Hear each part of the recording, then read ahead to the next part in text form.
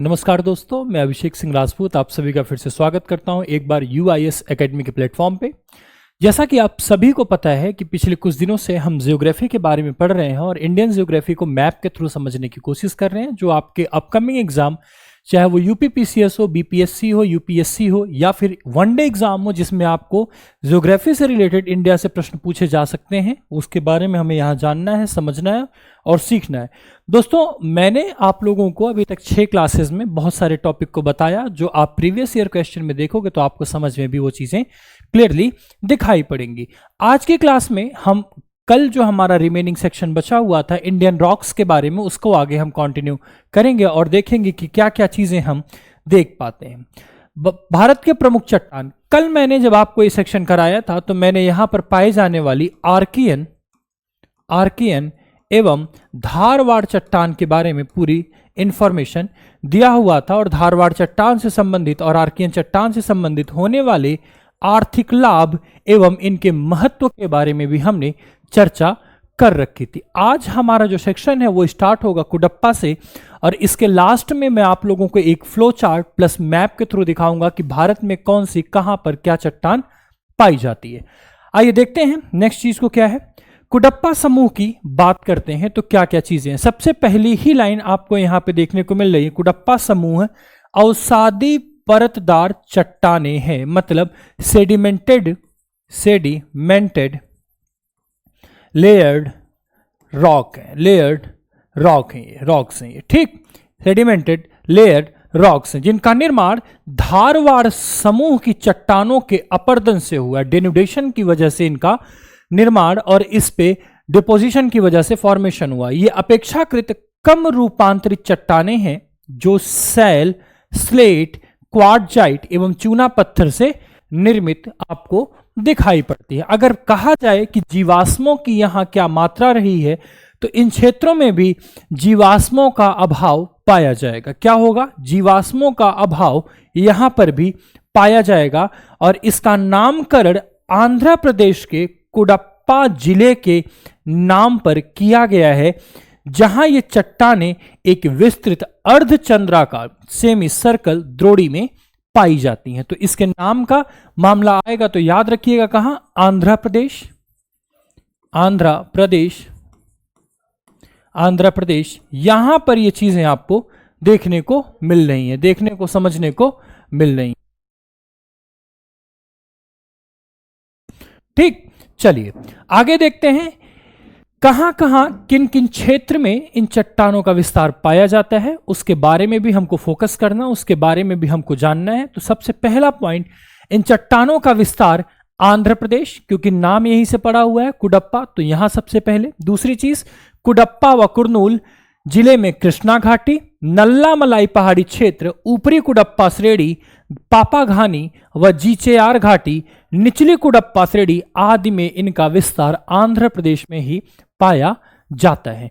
जबकि आंध्र प्रदेश के अलावा यदि अन्य क्षेत्रों की बात करें तो तमिलनाडु, छत्तीसगढ़, मध्य प्रदेश, महाराष्ट्र, ओडिशा, राजस्थान जो अलवर जिले में विस्तृत है, दिल्ली तथा लघु हिमालय क्षेत्र में भी कुडप्पा की चट्टानें पाई जाती हैं।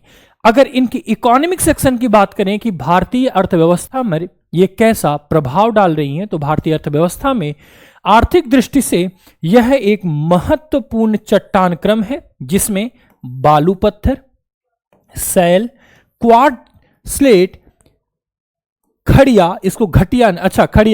घटिया प्रकार के लौह अयस्क एवं मैग्नीज, एस्बेस्टस, तांबा, निकेल, कोबाल्ट, संगमरमर इत्यादि सजावटी पत्थरों की यहां प्रचुर मात्रा में उपलब्धता दिखाई पड़ती है। यदि इन सारे चीजों को हम देखें तो कहीं ना कहीं हमें यह बात समझ में आती है, कहीं ना कहीं हमें यह बात समझनी भी पड़ती है कि ये सारे हमारे देश की अर्थव्यवस्था को आगे बढ़ाने में एक महत्वपूर्ण रोल निभा सकते हैं, एक महत्वपूर्ण भूमिका निभा सकते हैं।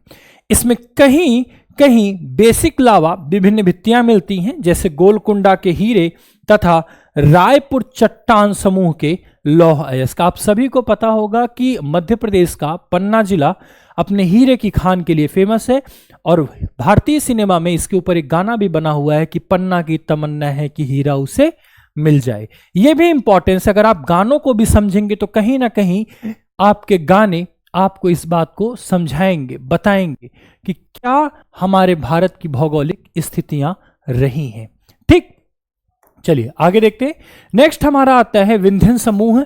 इसको हम 4th नंबर की चट्टान में रखते हैं। विंध्यन समूह का नामकरण विंध्य पर्वत श्रेणी, विंध्य पर्वत श्रृंखला सभी को पता होगी, जो उत्तर और दक्षिण भारत के विभाजक पर्वत श्रेणी के रूप में देखी जाती है, पर के नाम पर किया गया। यह पर्वत श्रेणी उत्तर मैदान, जिसको गंगा के मैदान के नाम से भी जानते हैं, और प्रायद्वीपीय भारत दक्कन के पठार के मध्य एक विभाजक के रूप में, एक डिवाइडर के रूप में काम करता है। ठीक, यदि देखा जाए तो विंध्यन समूह की चट्टानों में अवसादी निक्षेपों की बहुलता पाई जाती। इसे विंध्याचल में, विंध्यन पर्वत में एक हमारी मां विंध्यवासिनी का निवास है, मिर्जापुर जिले में, गंगा नदी के किनारे ये पाई जाएंगी।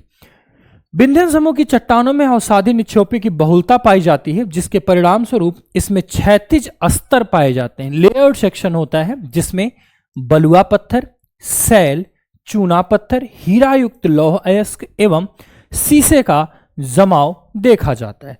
पन्ना की प्रसिद्ध हीरे की खानें इसी क्षेत्र में स्थित है। यदि आप मध्य प्रदेश का पेपर देने जा रहे हो तो संभवतः आपसे यह प्रश्न पूछ लिया जाए कि पन्ना की हीरे की खान निम्नलिखित में से किस शैल समूह में, चट्टान समूह के अंतर्गत आती है, तो ध्यान रखना विंध्यन समूह। थोड़ी देर पहले आपको मैंने बताया कि पन्ना की तमन्ना है कि हीरा उसे मिल जाए, वो यहां पर देखने को आपको मिलेगा।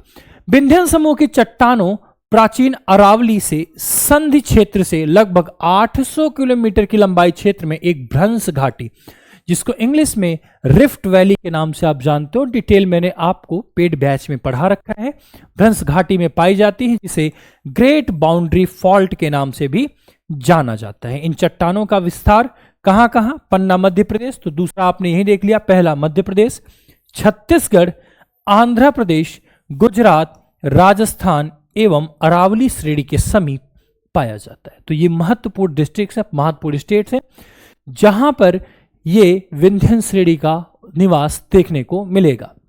यदि बात की जाए इसके इंपॉर्टेंस की आर्थिक रूप से, तो हमें देखने को मिलेगा दिल्ली व आगरा के लाल किले, सांची व सारनाथ के स्तूप, दिल्ली के जामा मस्जिद, सिकंदरा तथा फतेहपुर सीकरी के प्राचीन स्मारक इन्हीं चट्टानों का इस्तेमाल करके बनाए गए हैं, इन्हीं शैल क्रमों का इस्तेमाल करके इनका निर्माण किया गया। तभी पूछा जाता है कि बलुआ पत्थर, लाल बलुआ पत्थर वही जिससे लाल किले का निर्माण, इसके अलावा फतेहपुर सीकरी का निर्माण, फतेहपुर सीकरी के अलावा यदि बात की जाए तो दिल्ली में जामा मस्जिद का निर्माण, ये सारे क्रम आपको यहाँ देखने को मिलते हैं, सारे क्रम यहाँ समझने को मिलते हैं। नेक्स्ट पॉइंट की यदि हम बात करें, गोंडवाना या कार्बोनिफेरस, इसके बारे में हम कल की क्लास में डिस्कशन करेंगे, लेकिन आपको ये जानना, मैप दिखाना बहुत ही ज्यादा जरूरी है कि रॉक सिस्टम इन इंडिया में कौन कौन सी रॉक आपको यहां दिखाई पड़ती हैं, किन किन रॉक के बारे में आप यहां जानते हो। आर्कियन, पुराना rock system, Dravidian rock system, Aryan rock system, और उसके अंतर्गत पाए जाने वाले जो डिफरेंट जोन के अंतर्गत पाए जाने वाले डिफरेंट अलग अलग प्रकार की चट्टाने हैं, उन चट्टानों के बारे में भी आपने यहां देखना है। हमारी जो अगली सीरीज होगी ये इंडिया का एक डिवीजन है कि map, geological map of India में कौन कौन से रीजन में कौन कौन सी चट्टानों का प्रकार पाया जा रहा है, इस चीज को हमें समझना पड़ेगा, जानना पड़ेगा। तो अगली क्लास में हम किसके बारे में डिस्कशन स्टार्ट करेंगे? अगली क्लास हमारी स्टार्ट होगी गोंडवाना समूह, कार्बोनिफेरस सेक्शन या फिर द्रविड़ तंत्र के बारे में। उम्मीद करता हूं जो चीजें आपको बताई जा रही हैं आप उनको सीखिए, जानिए और जुड़े रहिए हमारे प्लेटफॉर्म से नई अपडेट के साथ में। मिलते हैं हम लोग कल की क्लास में, तब तक thank you, tata bye bye, have a nice day. ईश्वर आपका भला करें, जय हिंद।